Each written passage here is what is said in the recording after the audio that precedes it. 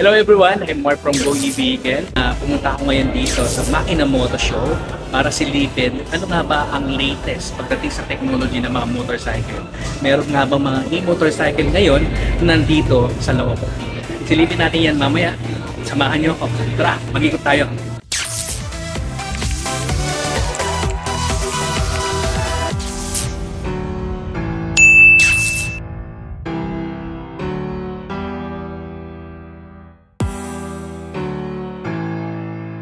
Starting with the CE02 Shiba, which shall we show it to them?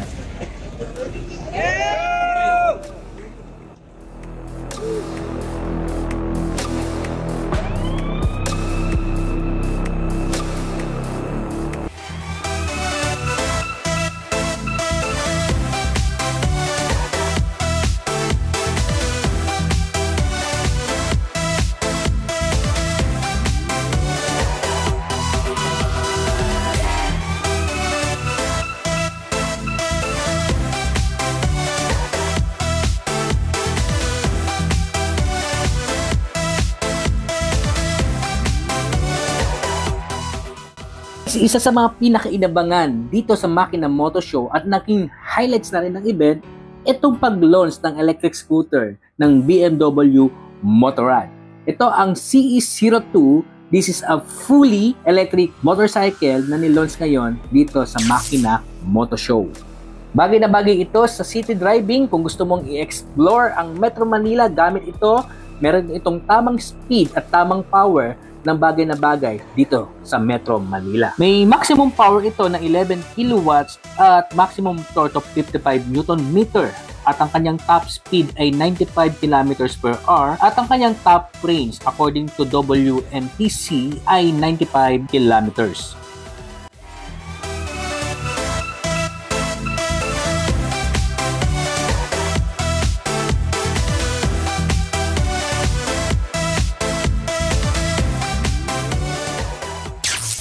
Everybody, go support Go Vehicles. Of course, electric is the future. Wala naman tayong mapupuntahan pa the foreseeable future kung hindi electric. So, it's promoting a lot of green energy. And ma-imagine mo na isa, walang pollution, di ba? Parang so that's a lot of potential right there. So, support! Thank you Sir Sak. Kung interesado ka sa mga electric vehicle na katulad nito, please subscribe sa ating channel. Scroll mo na rin ang ating video section, baka dyan mo na makita ang bagay na EV na para sa iyo. Please pakilike na rin ang video na iyong pinapanood bilang suporta at tulong para sa pag-build up po ng ating channel. Presenting the world's first hyper-electric scooter, the Gogoro!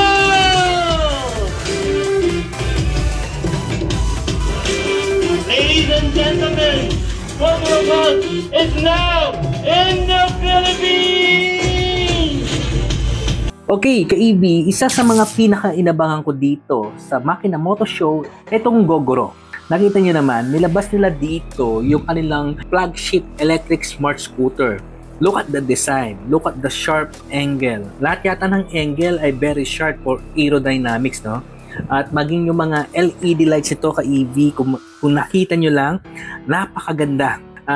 Very unique, very futuristic pagdating sa mga features niya, sa kanyang panel, sa kabuuan. Ay parang tingin ko, ito na yung pasok na pasok sa kailangan nating electric scooter. Okay? Hindi natin ito palalampasin na hindi ma-review. I hope na mabigyan ako ng schedule at para ma-review natin ng mas deeper itong electric scooter na ito.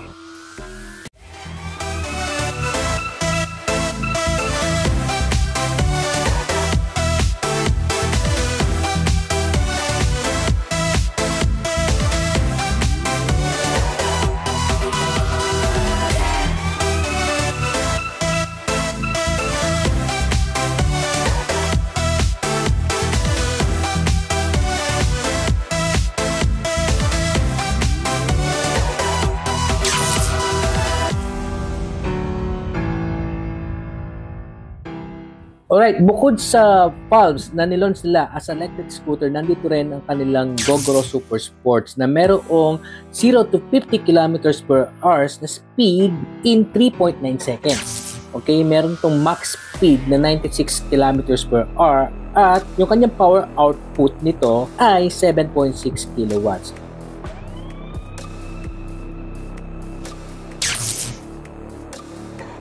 And kung gusto mo naman ng elegant design katulad nito, mostly this is for female, okay? Yung design, the looks, the sporty, the style of this electric scooter ay pang lady rider talaga. So napakaganda din kung ikaw ay babae or female rider, ay bagay na bagay sa iyo ang Gogoro Delight.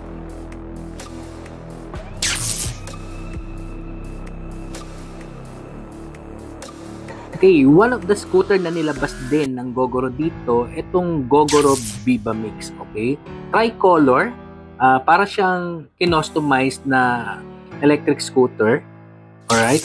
And nakikita nyo naman, the design is very unique. The LED lights, the signal lights, ang ganda rin ng pagkaka-design nitong Gogoro Viva Mix. At isa pang kapansin-pansin dito yung kanyang seat cover na parang tela, pero hindi siya tela, pero ang ganda ng kanyang pagka-finish, alright? Kung hahawakan mo to, parang talaga siyang tela pero hindi. Ang masasabi ko lang dito, maganda yung combination nitong kanyang seat cover sa design nitong electric scooter na ito. Alright, sa lahat ng mga brothers natin dyan, na-support natin Go E-Vehicle. This is still in the motorcycle realm, but if you want a little tweak, lalo-lalo na, I think we're gearing towards electric vehicles now. Yes, So if you want first information, I think reviews and all, Go E-Vehicle. Yes.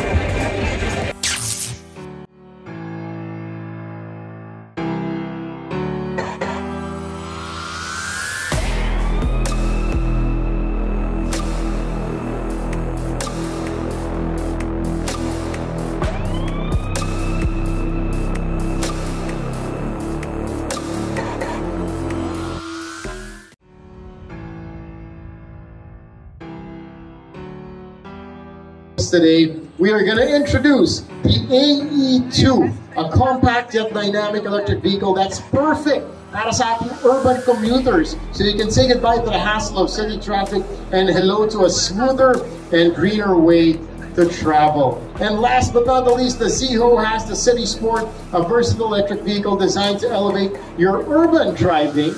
Ayan, ito na sila, yapak, o diba? It's stylish, efficient, and environmentally friendly, making it the ultimate choice for city dwellers. Now, once again, this is our AE2. Ayan, nakikita nyo. And you guys have the AE2 City Sport. And of course, ladies and gentlemen, these vehicles are a glimpse in the future of mobility. Kaya naman, we're inviting you guys to check out the City. Ka-EV, isa sa mga inabangan ko rin talaga na mag-launch ng bagong mga electric scooter dito ay ang Ziho. At eto, nasa harapan natin ang Ziho AE2. Isa urban riding electric scooter na pwede natin magamit dito sa Metro Manila.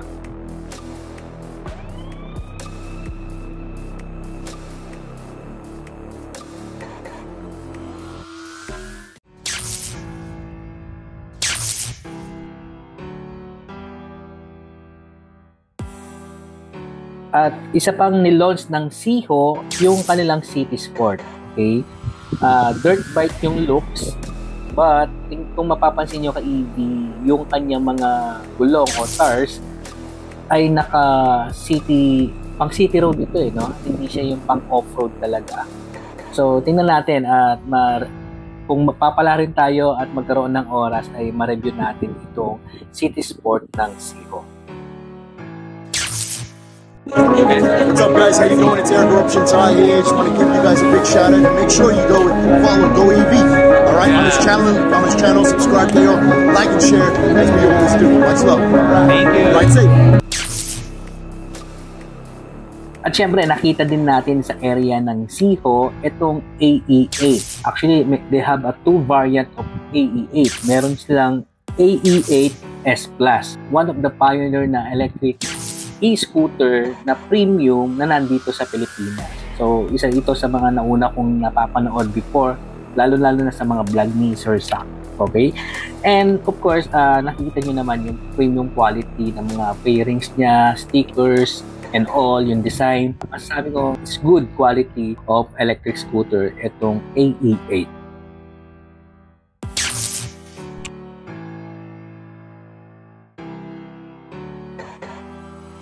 At syempre, katabi ng AE8, itong AE6. Okay, may pagkakahawig din yung kanilang design ng AE8. Actually, this is the pioneer of original design or original urban design ng Ziho. So, makikita nyo rin dito yung uniqueness and the quality, the premiumness of this electric scooter. Nakita naman natin na talagang may pagka-premium talaga. So, kung may balak kang bumili ng electric scooter, it's a good choice itong AE6 para sa urban driving. So, sa mga friends natin from Go EV, hope you're here. Uy, daan kayo dito sa Makina Motos 2024. Huwag kayo masyadong natambay-tambay yung walang ginagawa. Yes!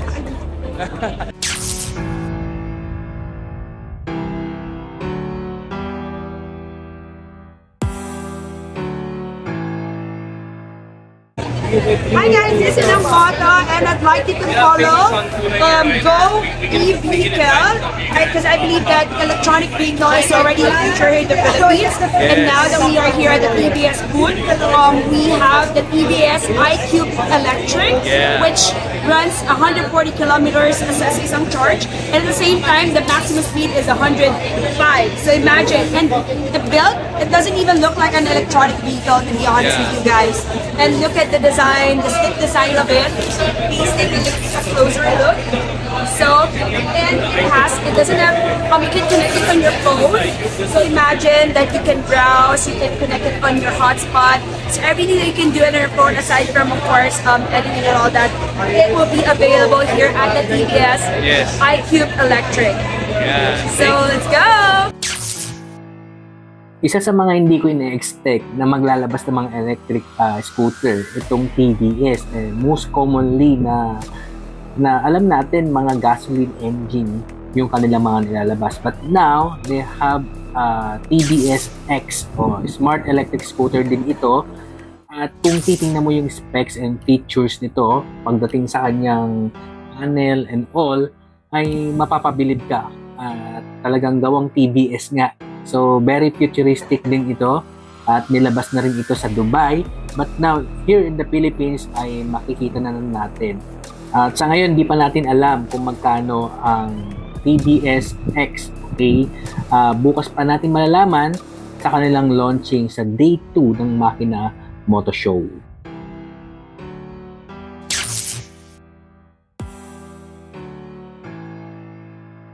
Guys, ito yung iQube ng TVS. Actually, bukas pa ang launching nito. Bukas pa nila ilo-launch sana. But, nauna na tayo na makita itong iQube ng TVS. So, kanina, dinidiscuss ito ni Inang Moto, yung red variant. But, ito yung gray variant ng iQube Electric. Alright? And of course, makikita nyo dito yung TVS Electric. So, dyan makikita nyo na umiilaw. So, very impressing, no? Actually, na-surprise talaga ako sa TVS because alam natin, kilala natin ang TVS sa gasoline engine o sa gasoline motorcycle. Lalo na yung mga trike na gasoline na malalakas talaga. So, matitibay. But now, nakaka-surprise na meron na rin silang electric.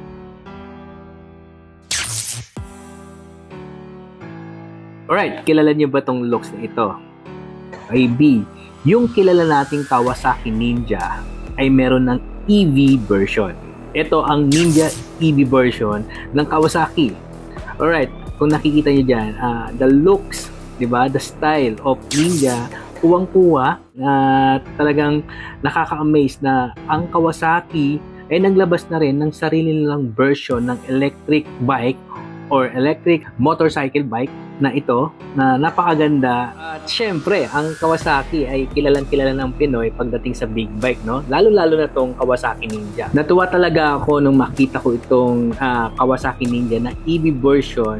Syempre, Japanese brand ito.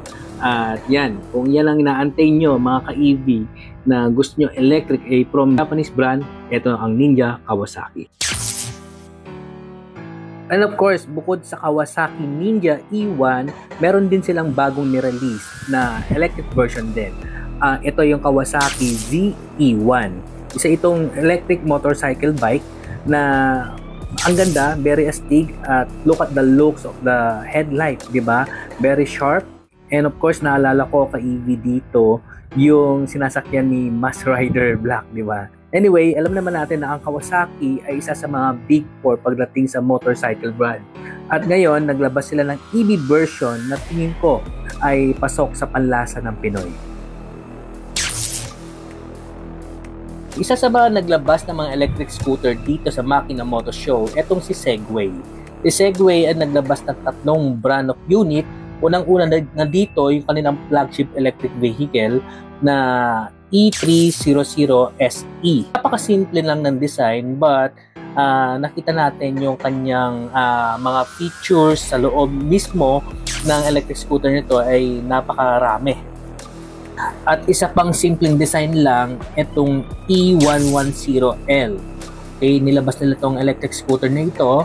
Of course, napaka-decent, napaka-simple lang ng forma. Ito may 3 kulay siya dito. Red, blue, and white. But, yun nga, ang lagi ko sinasabi, pagdating sa mga special features sa loob mismo ng electric scooter nito ay napakarami. Abangan nyo na lang yung ating review pagdating sa mga electric scooter ng Segway. Okay, dito naman sa right side, nakikita natin dito itong N100 o N100. So, very simple ang kanyang design. Nakita nyo naman, decent looks ng electric scooter na ito. Kagaya na sinasabi ko kanina, may ibubuga ang mga ganitong klaseng electric. This is a premium electric scooter na hindi katulad ng mga normal na nakikita natin sa labas. Kakaiba rin ito at I hope na ma-review natin ito soon dito sa ating channel.